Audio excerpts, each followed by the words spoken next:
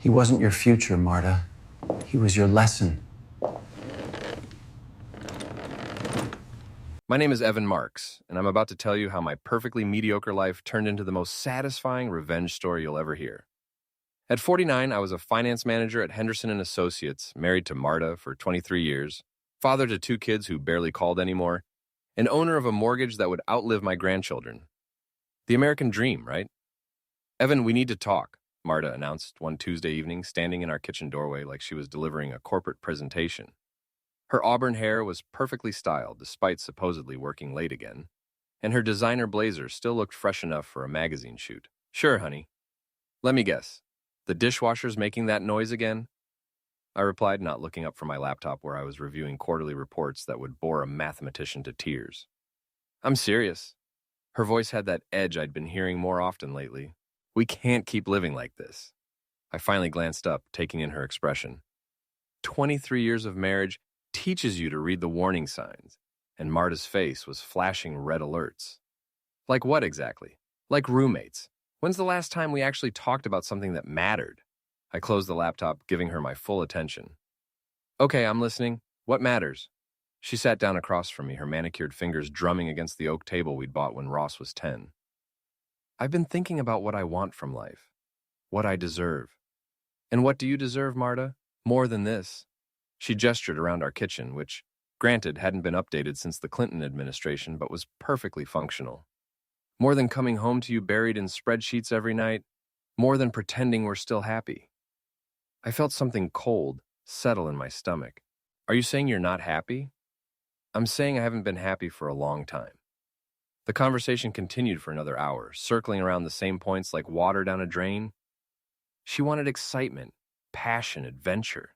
I wanted to know when paying the mortgage and keeping food on the table had become such terrible crimes.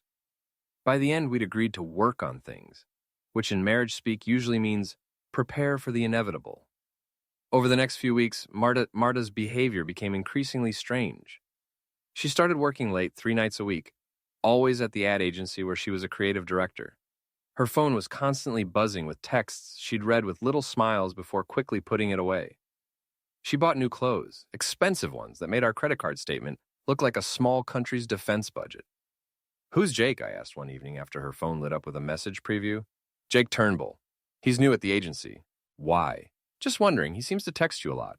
He's working on the Morrison account with me. It's a big client. The Morrison account. Right, I'd heard that excuse so many times I could probably pitch their campaign myself.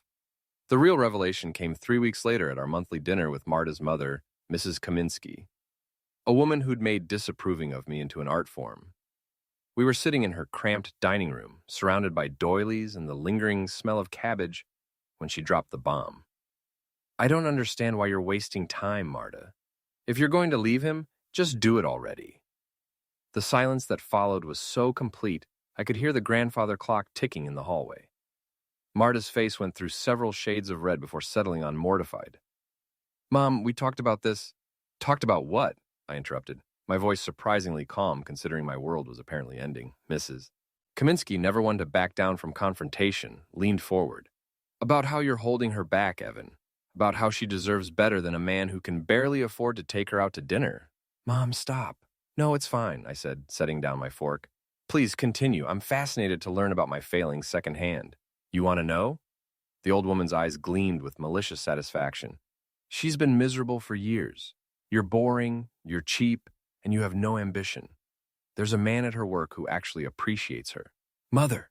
Marta's voice cracked like a whip. But the damage was done. I looked at my wife, really looked at her, and saw the truth written across her face. The late nights, the new clothes, the mysterious texts.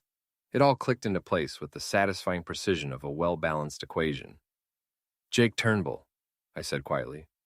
Marta's silence was answer enough. I stood up, pulled out my wallet, and placed 2 20s on the table. Dinner's on me, ladies. Marta, we'll finish this conversation at home. The drive back was conducted in complete silence, but my mind was racing. 23 years of marriage, 2 kids, a mortgage, shared dreams and disappointments, all of it apparently worth less than whatever excitement Jake Turnbull brought to her life. When we got home, I went straight to our bedroom and pulled out the metal filing box where we kept our important documents. Birth certificates, insurance policies, tax returns, and there at the bottom, our prenuptial agreement. I'd insisted on it back then, much to Marta's initial resistance. My father had been cleaned out in his divorce, and I'd sworn it wouldn't happen to me.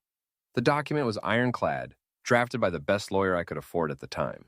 In case of divorce, assets would be divided based on individual contributions, with specific protections for my business interests and retirement accounts. Marta found me reading it at the kitchen table an hour later. "What are you doing?" "Refreshing my memory," I replied without looking up. "Interesting document, this. Very thorough." She sat down across from me, her face pale. "Evan, let me explain." "Explain what? That you're having an affair with Jake Turnbull? That you've been planning to leave me? That your mother knows more about my marriage than I do?" "It's not what you think." "Really? Because I think my wife is sleeping with her coworker and has been discussing divorce plans with her mother. Am I wrong?" The silence stretched between us like a chasm. "I never meant for it to happen," she finally whispered. "But it did happen. The question now is what we do about it." I'd like to say I handled the revelation of my wife's affair with dignity and grace. Instead, I did what any rational, middle-aged man would do. I became a part-time private investigator with a specialty in adultery. The next morning, I called in sick to work and drove to Bold Advertising, the sleek downtown building where Marta crafted campaigns for overpriced coffee and luxury cars. I parked across the street with a clear view of the employee entrance and settled in for what I assumed would be a boring surveillance session. Jake Turnbull arrived at 8:47 a.m. in a silver BMW that probably cost more than I made in 6 months. He was everything I wasn't: tall, athletic, with the kind of effortless style that suggested personal trainers and expensive haircuts. He moved with the confidence of a man who'd never had to check his bank balance before making a purchase. At 9:15, Marta's Honda pulled into the lot. I watched through my binoculars as Jake approached her car, leaning down to her window with a smile that made my stomach turn. Even from a distance, their body language screamed intimacy. The way he touched her shoulder, how she laughed at something he said, the casual familiarity of two people who'd crossed every boundary that should exist between married women and their coworkers. I spent the next 3 hours learning more about my wife's affair than I'd ever wanted to know. They took their coffee breaks together, disappearing for 45 minutes to God knows where. Jake's office was on the 3rd floor with large windows, and through my binoculars, I could see them having what appeared to be very animated, very close conversations throughout the morning. At lunch, they left together in his BMW. I followed them to the Meridian Hotel downtown, a place that charged more for one night than most people spent on groceries in a month. They walked into the lobby like they owned the place, Jake's hand resting possessively on the small of Marta's back. I sat in my car for 20 minutes, staring at the hotel entrance and processing what I'd just witnessed. 23 years of marriage, and my wife was having afternoon trysts in luxury hotels with a man who probably spent more on his gym membership than we spent on groceries. That evening, I was waiting in the kitchen when Marta came home. "How was work?" I asked, my voice carefully neutral. "Busy. The Morrison account is really demanding." She didn't meet my eyes as she hung up her coat. "Must be. You and Jake seem to be putting in a lot of extra time on it." She froze. "What do you mean?" "I mean, I saw you at the Meridian Hotel today." The color drained from her face. For a moment, I thought she might deny it, might try to spin some elaborate lie about client meetings and business lunches. Instead, she sank into the chair across from me. "How long have you known?" "Since your mother's dinner party. How long has it been going on?" 6 months. It's months. Half a year of lies, of coming home to me after spending her afternoons with him, of pretending our marriage still meant something while she planned its destruction. "Are you in love with him?" She was quiet for so long, I thought she wouldn't answer. "Yes." It was like being punched in the chest by someone wearing brass knuckles. I'd expected it, but hearing her say it out loud made it real in a way that surveillance and hotel visits hadn't. "What happens now?" I asked. "I want a divorce." "I figured. What does Jake want?" "He wants to be with me." "And his wife?" Marta looked confused. "He's not married." "Right. So he gets the fun of an affair without any of the complications. Lucky him." "It's not like that." "What's it like then? Because from where I'm sitting, it looks like you're blowing up our marriage for a guy who drives a fancy car and doesn't have to sneak around on anyone." "You don't understand what it's like being married to you, Evan. When's the last time you surprised me? When's the last time you looked at me the way Jake does? When's the last time Jake had to worry about mortgage payments or college tuition or any of the other boring adult responsibilities that I've been handling while you were playing house with your boyfriend? The fight escalated from there, 23 years of accumulated resentment spilling out across our kitchen table. By the end, we'd said things that couldn't be taken back, crossed lines that couldn't be uncrossed. "I'll file the papers tomorrow," Marta said finally. "Actually, you won't." "What do you mean?" I pulled out our prenuptial agreement and slid it across the table. "I mean, I'm filing first, tonight." She picked up the document, her face growing paler as she read. "You can't be serious." "Dead serious. According to this, you get exactly what you brought into the marriage, plus half of any assets we acquired jointly. Since I've been the primary breadwinner for 23 years, and since we've been very careful to keep our finances separate as per this agreement, that's not going to be much." This is vindictive. This is business. You want out? Fine, but you don't get to destroy our marriage and take half of everything I've worked for in the process. I left her sitting at the table and went upstairs to pack a bag. I'd be staying at my friend Mike's place while we sorted out the legal details, but first, I had some research to do. Jake Turnbull, as it turned out, was quite the catch. 38 years old, never married, MBA from Northwestern, senior account executive at T-Bold, with a client list that read like a Fortune 500 directory. His social media profiles painted the picture of a man living his best life. Expensive restaurants, weekend trips to Napa, a downtown condo with a view of the lake. He was also, according to his LinkedIn profile, the son of Richard Turnbull, owner of Turnbull Industries, a manufacturing company worth about $50 million. Jake wasn't just successful, he was connected, wealthy, and completely out of my league in the game Marta had decided to play. But here's the thing about being an accountant for 25 years. You learn to find patterns, to spot inconsistencies, to follow money trails that other people miss. And Jake Turnbull, for all his apparent success, had some very interesting financial patterns. I spent the next week diving deep into public records, corporate filings, and social media posts. What I found was fascinating. Jake's lifestyle didn't match his declared income. His condo was worth $1.2 million, but he'd only put down 10%. His BMW was leased, not owned. His expensive dinners and weekend trips were all charged to corporate credit cards. Jake Turnbull was living a lifestyle funded entirely by his father's company and a mountain of carefully hidden debt. He wasn't the wealthy catch Marta thought he was. He was a 40-year-old trust fund baby with champagne tastes and a beer budget. More interesting was what I found in the T-Bold corporate filings. Jake had been hired 6 months ago, exactly when his affair with Marta began. His previous job had ended abruptly when his last company, a small advertising firm in Chicago, had gone bankrupt amid allegations of financial irregularities. I was starting to get a very clear picture of Jake Turnbull, and it wasn't pretty. The question was what to do with this information. The divorce papers were filed on a Friday morning.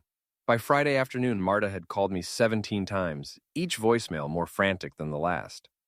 The prenup, it seemed, was even more ironclad than she'd remembered. "You're being ridiculous," she said when I finally answered her 18th call. "We can work this out like adults." "We are working it out like adults. Adult divorce proceedings with adult lawyers following the adult contract we both signed. I never thought you'd actually use that thing against me. Funny. I never thought you'd cheat on me with a coworker, but here we are, both learning new things about each other." The legal process moved with surprising speed. Marta hired Jennifer Walsh, one of the city's most expensive divorce attorneys, which struck me as ironic since she'd soon discover exactly how little money she'd have access to. I stuck with Tom Bradley, the same lawyer who'd drafted our prenup 23 years earlier. "This is a very favorable agreement," Tom told me during our first meeting. "Assuming you can prove she violated the fidelity clause, she's entitled to virtually nothing beyond her personal belongings and half the value of jointly held assets." What counts as jointly held? The house, since both names are on the deed, joint checking and savings accounts.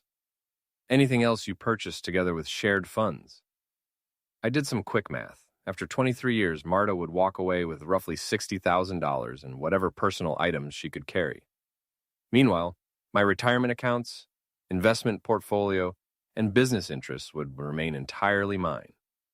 "There is one potential complication," Tom continued. "If she can prove the marriage was irretrievably broken due to your actions, abandonment, misuse, financial misconduct, she might be able to challenge the fidelity clause." What kind of proof would she need? Documentation, witnesses, a pattern of behavior that a judge would consider grounds for her seeking comfort elsewhere. I thought about this as I drove home to the empty house. Marta had moved in with her mother temporarily, leaving me alone, with 23 years of shared memories and the growing realization that I was angrier than I'd ever been in my life. The anger surprised me. I'd expected sadness, maybe some relief, but not this burning fury that seemed to grow stronger each day. It wasn't just about the affair. It was about the lies, the planning, the casual way she'd discussed destroying our marriage with her mother while pretending everything was fine. I was sitting in my kitchen that evening, eating takeout Chinese food and reading through financial documents, when my phone buzzed with a text from an unknown number. "Check your wife's office. Third drawer, left side of her desk. You'll want to see what's in there." I stared at the message for a long time. Someone was feeding me information, but who? And why? T-Bolt Advertising had security cameras and keycard access after hours, but I'd noticed during my surveillance that employees often propped open the side door when stepping out for smoke breaks. It would be risky, probably illegal, but the text had piqued my curiosity in a way I couldn't ignore. I waited until 11 p.m. before driving downtown. The T-Bolt building was mostly dark, with only a few scattered lights in the upper floors, where the cleaning crew was working. I parked 2 blocks away and walked back, keeping to the shadows and trying to look like someone who belonged there. The side door was locked, but the loading dock was open. I slipped inside, took the stairs to the 3rd floor, and found myself in the maze of cubicles and offices where Marta spent her days crafting campaigns for products I couldn't afford. Her office was in the corner, with windows overlooking the street where I'd sat watching her just days earlier. The door was unlocked, and I slipped inside, using my phone's flashlight to navigate to her desk. The 3rd drawer, left side, was locked. I spent 10 minutes trying to pick it with a paperclip before giving up and using a letter opener to pry it open. Inside, I found a manila folder containing documents that made my blood run cold. There were printed emails between Marta and Jake discussing not just their affair, but their plans for after the divorce. Jake had apparently promised to help her start her own advertising agency, using his father's connections to land major clients.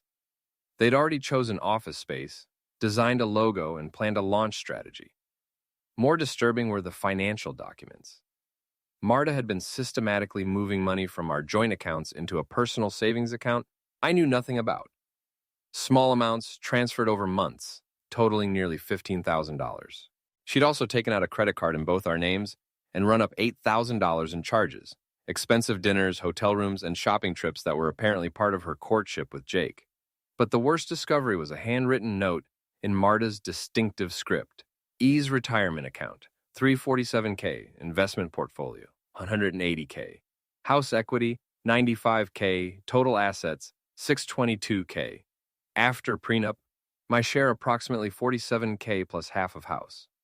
Not enough. Need to find grounds to challenge agreement. Tom Bradley drafted original.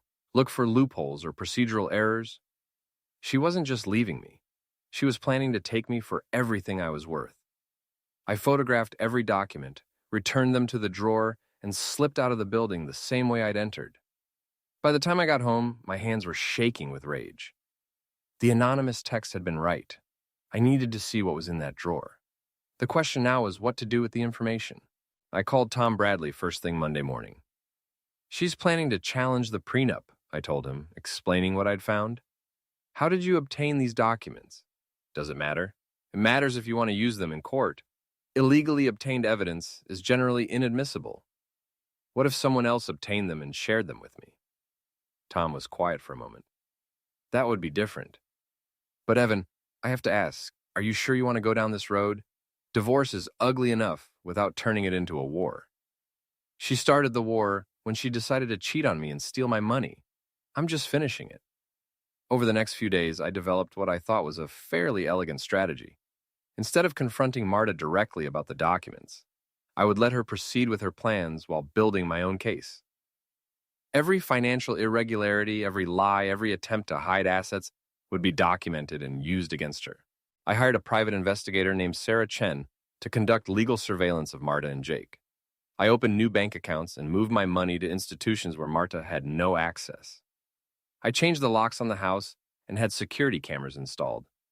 Most importantly, I started documenting everything. Every text message, every phone call, every interaction was recorded and filed away. If Marta wanted to play hardball, I'd show her what a real game looked like. The breakthrough came 2 weeks later when Sarah called with interesting news. "Your wife and her boyfriend have been apartment hunting," she reported. "They looked at 3 places yesterday, all in the $2,000 range. They're planning to move in together as soon as the divorce is final." That's not particularly surprising. Here's what is surprising. Jake Turnbull's credit application was rejected for all 3 apartments. Turns out he's got about $40,000 in outstanding debt, and his income isn't nearly as impressive as he pretends. What kind of debt? Credit cards, mostly. Plus a personal loan from his father's company that's technically in default. The guy's living paycheck to paycheck despite the fancy car and expensive clothes. This was better than I'd hoped. Jake wasn't just a homewrecker. He was a broke homewrecker who'd been lying to my wife about his financial situation. The question was whether Marta knew the truth about her Prince Charming. I got my answer the next day when I received another anonymous text. "Coffee shop on 5th Street, 2 p.m. today. Come alone." The coffee shop was one of those trendy places with exposed brick walls and baristas who looked like they'd rather be performing spoken word poetry. I arrived at 2 p.m. sharp and scanned the room for anyone who might be my mysterious informant. Evan? I turned to find a woman in her 30s with short blonde hair and tired eyes. She was sitting alone at a corner table, nervously stirring a latte that had probably gone cold an hour ago. "You're the one who's been texting me?" She nodded. "I'm Rebecca Martinez. I work at T-Bold." "Worked, actually. I was fired last week." I sat down across from her, studying her face. She looked familiar, but I couldn't place her. "You were Jake's assistant," I realized. "For 6 months. Long enough to learn what a complete fraud he is." "Why are you telling me this?" Rebecca's laugh was bitter. "Because I'm tired of watching him destroy people's lives. Your wife isn't his first affair with a married coworker, and she won't be his last." She pulled out a manila envelope and slid it across the table. "Jake keeps copies of everything on his personal laptop. Financial records, emails, photos. He's been planning this whole thing from the beginning." "Planning what?" "The affair with your wife was never about love, Evan. It was about money. Jake's in serious financial trouble, and he needed someone with assets to help bail him out." I opened the envelope and found myself looking at printed emails between Jake and someone named Richard, his father, according to the email signatures. "Read the one dated 3 months ago," Rebecca said. I found the email and felt my blood pressure spike as I read, "Dad, the Marta situation is proceeding as planned. She's completely infatuated and has no idea about my financial problems. Her husband is worth at least $500K based on her description of their assets. If I can get her to challenge the prenup successfully, we'll have enough to cover my debts and fund the new agency. She's already started moving money from joint accounts, so she's willing to play dirty. This could solve all our problems." Jay, the response from Richard was equally damning. "Son, be careful. Fraud charges are serious business. Make sure everything looks legitimate from the outside. If this goes wrong, you're on your own. The company can't afford any more scandals. Dad." "There are dozens more like this," Rebecca said. "Jake's been playing your wife from day one. The whole romance, the promises about starting a business together, the talk about their future, it's all been a con game designed to get access to your money." I flipped through more emails, each one more damaging than the last. Jake discussing Marta's emotional vulnerabilities and how to exploit them, plans to pressure her into challenging the prenup, strategies for hiding his own financial problems until after the divorce was finalized. "Why did he fire you?" I found out about a previous scheme. There was a woman in Chicago, married, wealthy husband. Jake seduced her, convinced her to invest in a fake business venture, then disappeared with $200,000. That's why his last company went bankrupt. They were investigating him for embezzlement when he left. The pieces were falling into place. Jake wasn't just a gold digger. He was a professional con artist who specialized in targeting married women with wealthy husbands. Marta wasn't his lover. She was his mark. "What do you want in return for this information?" "Nothing. I just want to see him get what he deserves. And I thought you should know what kind of man your wife is throwing away her marriage for." I spent the next hour going through the documents Rebecca had brought. Bank statements showing Jake's mounting debts, Credit reports revealing a pattern of financial irresponsibility going back years. Most damaging of all, a recorded phone conversation between Jake and his father discussing the Marta project in detail. How did you get the recording? Jake's not very tech-savvy. He asked me to set up a new phone system in his office last month. I may have accidentally enabled call recording on his line. By the time I left the coffee shop, I had enough evidence to destroy both Jake and Marta in court. But I wanted more than a legal victory. I wanted them to understand exactly how thoroughly they'd been outplayed. I called Tom Bradley and scheduled an emergency meeting. "This changes everything," he said after reviewing the documents. "If we can prove your wife was conspiring to defraud you with this Jake character, she won't just lose her claim to marital assets. She could face criminal charges." "What kind of charges?" "Fraud, conspiracy, theft, moving money from joint accounts without disclosure, taking out credit in your name without permission. It's all prosecutable." "And Jake? Wire fraud, conspiracy, possibly racketeering, if we can prove this is part of a pattern." The FBI takes financial crimes very seriously, especially when they cross state lines. I left Tom's office with a new understanding of just how much trouble Marta and Jake were in, but I wasn't ready to play that card yet. First, I wanted to watch them dig their hole a little deeper. The opportunity came sooner than expected. That evening, I received a call from Marta's lawyer, Jennifer Walsh. "Mr. Marks, I think we should discuss a settlement. Litigation is expensive and time-consuming for everyone involved." "What kind of settlement?" "My client is willing to accept a 50-50 split of all marital assets in exchange for a quick, uncontested divorce." I almost laughed out loud. Even after everything I'd discovered, Marta was still trying to take me for half of everything I owned. "That's very generous of her," I said. "Unfortunately, I'm not interested in settling." "Mr. Marks, I should warn you that we're prepared to challenge the prenuptial agreement. There are several potential grounds for invalidation, such as coercion, inadequate representation, unconscionable terms. My client was young when she signed that document, and she may not have fully understood the implications. She was 26 and had her own lawyer present. But please, challenge away. I look forward to discovery." There was a long pause. "Discovery can be very invasive. Mr. Marks, are you sure you want to expose your financial records to that level of scrutiny?" "Absolutely. In fact, I insist on it. Full financial disclosure from both parties. Bank records, credit reports, employment history, everything. I want complete transparency." Another pause. "I'll discuss this with my client and get back to you." After I hung up, I sat in my kitchen and smiled for the first time in weeks. Jennifer Walsh had no idea what she was walking into, but she was about to learn. Discovery worked both ways, and I had a feeling Marta's financial records were going to make for very interesting reading. The next morning, I received a frantic call from Marta. "What are you doing, Evan? Jennifer says you want full financial discovery." "That's right. If you want to challenge our prenup, we're going to put everything on the table. Your finances, my finances, Jake's finances, complete transparency. Jake's finances are none of your business. They are if he's been involved in planning your financial strategy, which, according to the documents I've seen, he has been." Silence. "What documents?" "The ones from your office, the emails between you and Jake, the financial records showing money you've moved from our joint accounts." "Should I go on?" "You broke into my office? I received information from a concerned party. The same concerned party who's been documenting Jake's history of targeting married women for financial gain." More silence. Then, "I don't know what you're talking about." "Sure you don't. Here's what's going to happen, Marta. You're going to drop the challenge to our prenup, accept the settlement terms as originally written, and hope I don't decide to press criminal charges for the money you've stolen from our joint accounts." "You can't prove I stole anything." "Actually, I can. Every transfer, every credit card charge, every hotel room and expensive dinner you've charged to accounts in my name. It's all documented, and it's all evidence of fraud." "This is insane. You're destroying our marriage over money." "I'm not destroying our marriage, Marta. You did that when you decided to cheat on me with a con artist who's been playing you from day one." I hung up before she could respond. Within an hour, I received a text from Jake. "We need to talk. Meet me at Murphy's bar tonight at 8. I stared at the message for a long time. Jake Turnbull wanted a face-to-face meeting. This should be interesting. Murphy's bar was the kind of place where middle-aged men went to drink away their disappointments.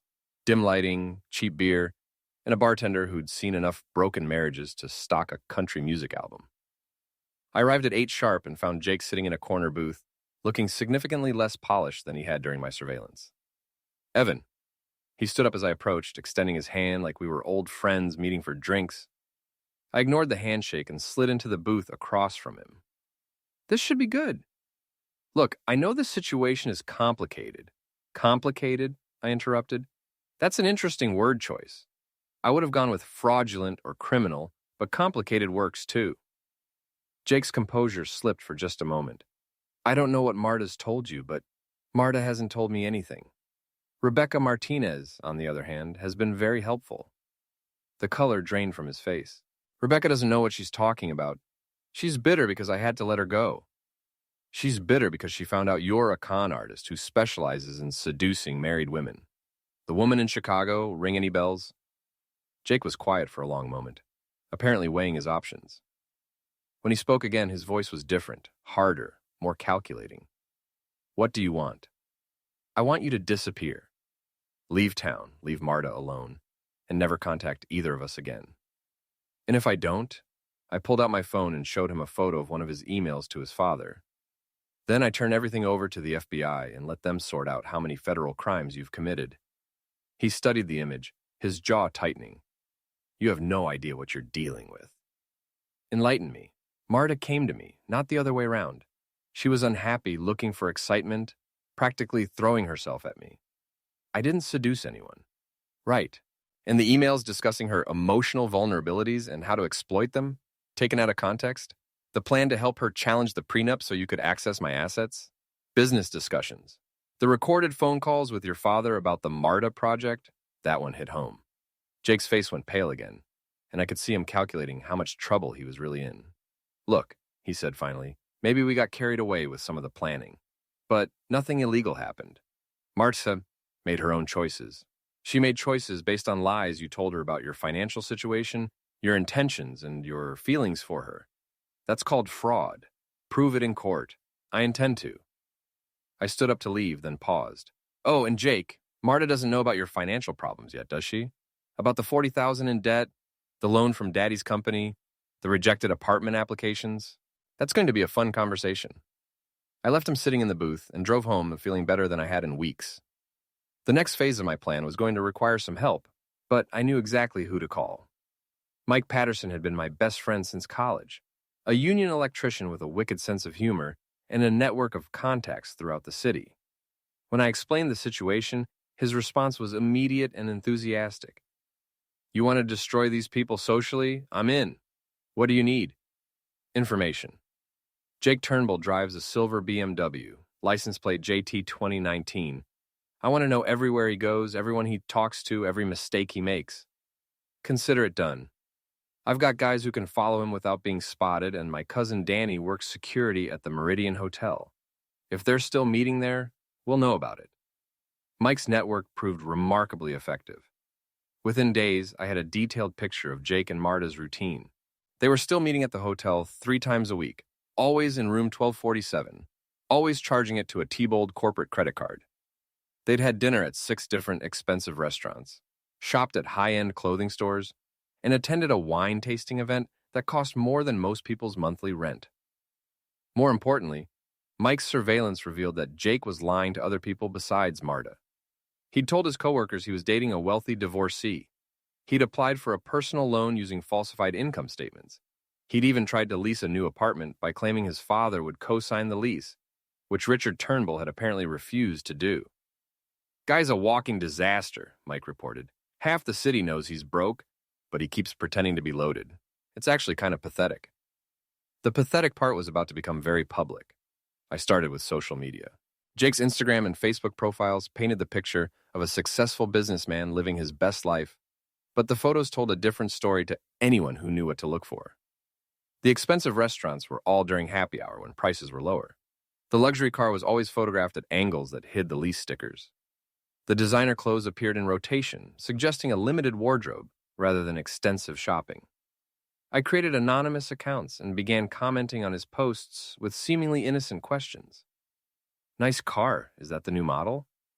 Great restaurant choice. Did you try the lobster? Love the watch. Is that a Rolex?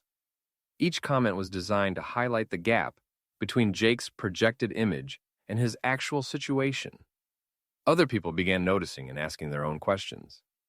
Within a week, Jake's social media presence had gone from aspirational to suspicious. The real breakthrough came when Danny, Mike's cousin at the Meridian Hotel, provided me with copies of Jake's credit card receipts. The corporate card he'd been using for his hotel rooms with Marta had been declined twice in the past week, forcing him to pay with a personal credit card that was clearly maxed out. "Managers getting suspicious," Danny reported. "Corporate cards aren't supposed to be used for personal stuff, and this guy's been booking rooms under his own name. They're talking about reporting it to his company." That gave me an idea. T-Bold Advertising had a strict ethics policy regarding personal use of corporate resources. I'd read it on their website while researching the company. If Jake's employer found out he was using company funds for his affair with Marta, both of them would be fired immediately. I called T-Bold's Human Resources Department from a payphone, disguising my voice and claiming to be a concerned hotel employee who'd noticed irregularities with one of their corporate credit cards. "The cardholder has been using it for personal hotel rooms and restaurant charges," I reported. "We're required to notify companies when we suspect misuse of corporate accounts." The HR representative took down Jake's name and card number and promised to investigate immediately. The results were spectacular. Jake was fired on Friday afternoon, escorted from the building by security while his co-workers watched in fascination. Marta, as his supervisor, and the person who'd approved his access to the corporate credit card, was suspended pending investigation. By Monday morning, the entire advertising community knew about the scandal. Jake Turnbull, the smooth-talking account executive with the expensive taste, had been caught stealing from his employer to fund an affair with his married supervisor. Marta called me that evening, sobbing. "They've fired Jake and suspended me. I might lose my job over this." "That's unfortunate," I replied, though I was privately celebrating. "You did this. I know you did. I reported suspected credit card fraud to the appropriate authorities. If Jake was misusing corporate funds, that's his problem, not mine. This is destroying my career." "Your career? What about our marriage? What about 23 years of building a life together? That's different." "How is it different?" She couldn't answer, which told me everything I needed to know about Marta's priorities. The social destruction of Jake and Marta was proceeding better than I'd hoped, but I wasn't finished. The next phase would require more direct action, and I was ready to get my hands dirty.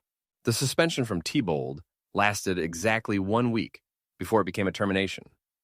Marta's misuse of corporate resources, combined with the obvious conflict of interest in supervising her lover, made her continued employment impossible. 23 years of marriage, and I'd never seen her cry as hard as she did the day she cleaned out her office. "I've lost everything," she sobbed into the phone. "My job, my reputation, my future. Are you happy now?" "I'm not happy about any of this, Marta. But you made your choices. Jake says we can still start our own agency.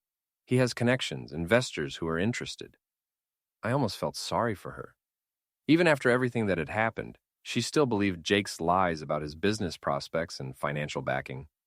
She had no idea that his investors were as fictional as his love for her. "What does Jake say about his father's company pulling their support?" Silence. "What are you talking about?" "Turnbull Industries. They've cut ties with Jake completely. Apparently, Richard Turnbull is tired of covering his son's debts and doesn't want the family business associated with his scandals." "That's not true. Check it out yourself. It's public record.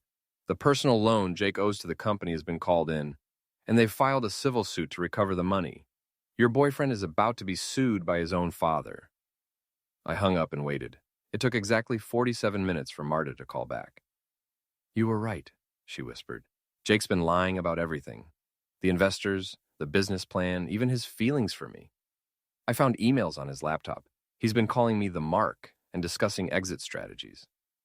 "I'm sorry you had to find out this way." "No, you're not. You planned this whole thing." She wasn't wrong. I had orchestrated Jake's downfall methodically, using his own greed and dishonesty against him. But I hadn't made him lie to Marta, steal from his employer, or defraud his own father's company. I'd simply exposed the truth about who he really was. "What happens now?" Marta asked. "Now you sign the divorce papers and accept the prenup terms. You find a new job, rebuild your reputation, and try to learn from this experience. And if I don't, Then I release everything to the media. The emails, the financial records, the recorded conversations. Jake's already facing criminal charges. Do you really want to join him? The divorce was finalized 3 weeks later. Marta received exactly what the prenup specified: her personal belongings, half the value of our jointly owned assets, and a harsh lesson about the consequences of betrayal. The total came to $58,000, barely enough to rent an apartment and start over. Jake Turnbull's situation was considerably worse. The FBI had opened an investigation into his activities based on the evidence I'd provided. The woman in Chicago had come forward with her own complaint, and 2 other victims from his previous jobs had been identified. He was facing federal charges for wire fraud, conspiracy, and racketeering. His father's lawsuit had frozen his assets and forced him to move back into his childhood bedroom at age 38. The BMW had been repossessed, his credit cards canceled, and his professional reputation destroyed beyond repair. But the most satisfying moment came 6 months after the divorce was final. I was having dinner at Antonio's, a nice Italian place downtown, when I spotted a familiar figure waiting tables in the corner section.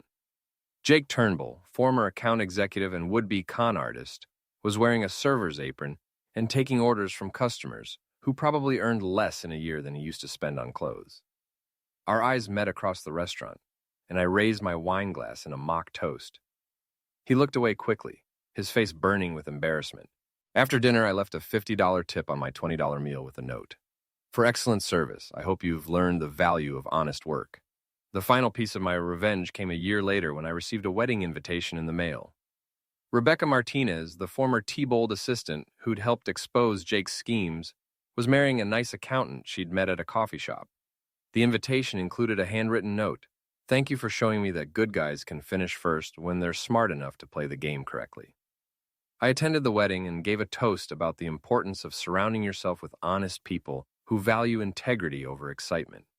It was a beautiful ceremony, and Rebecca looked genuinely happy in a way that Marta never had during our marriage. As I drove home that evening, I reflected on everything that had happened.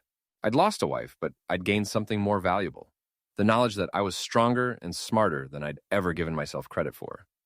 Marta had thought she was trading up when she chose Jake over me, but she'd actually traded a stable, honest partnership for a fantasy that was always destined to collapse.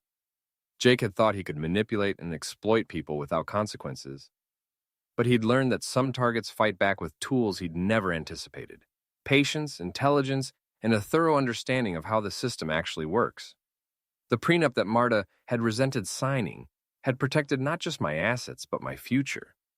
The boring, methodical approach to life that she'd found so stifling had given me the skills and resources to outmaneuver opponents who were flashier, but fundamentally less competent. I was 50 years old, divorced, and starting over. But I was also debt-free, professionally successful, and surrounded by friends who'd proven their loyalty during the worst period of my life. My children, initially shocked by the divorce, had gradually come to understand what had really happened and were rebuilding their relationships with me. Most importantly, I'd learned that revenge, when executed properly, isn't about destruction, it's about justice. I hadn't ruined Jake and Marta's lives. I'd simply ensured they faced the natural consequences of their choices. They'd destroyed themselves through greed, dishonesty, and the arrogant assumption that they were smarter than everyone around them. 6 months after Rebecca's wedding, I received one final communication from Marta. It was a brief email apologizing for her behavior and acknowledging that I'd been a good husband who deserved better treatment. She'd found work at a small marketing firm, was living in a modest apartment, and was slowly rebuilding her life. She didn't ask for forgiveness or reconciliation, just wanted me to know that she understood what she'd lost and regretted the pain she'd caused. I deleted the email without responding. Some bridges, once burned, can never be rebuilt. But I felt a sense of closure that had been missing throughout the entire ordeal. As for Jake, I heard through mutual acquaintances that he'd eventually found work as a sales representative for a small insurance company. The federal charges had been reduced to misdemeanors in exchange for his cooperation in prosecuting other financial crimes, but his reputation in the business community was permanently destroyed. He was living paycheck to paycheck, driving a used Honda, and would probably never again have the resources or credibility to run another con. It wasn't the dramatic downfall you might see in a movie, but it was something better: a complete, permanent, and entirely deserved reversal of fortune. The last laugh, as it turned out, belonged to the boring accountant who'd been smart enough to protect himself with an ironclad prenup and patient enough to let his enemies destroy themselves. Sometimes the best revenge is simply being prepared for the worst while hoping for the best. And sometimes justice comes not from dramatic confrontations or elaborate schemes, but from the simple act of documenting the truth and letting it speak for itself.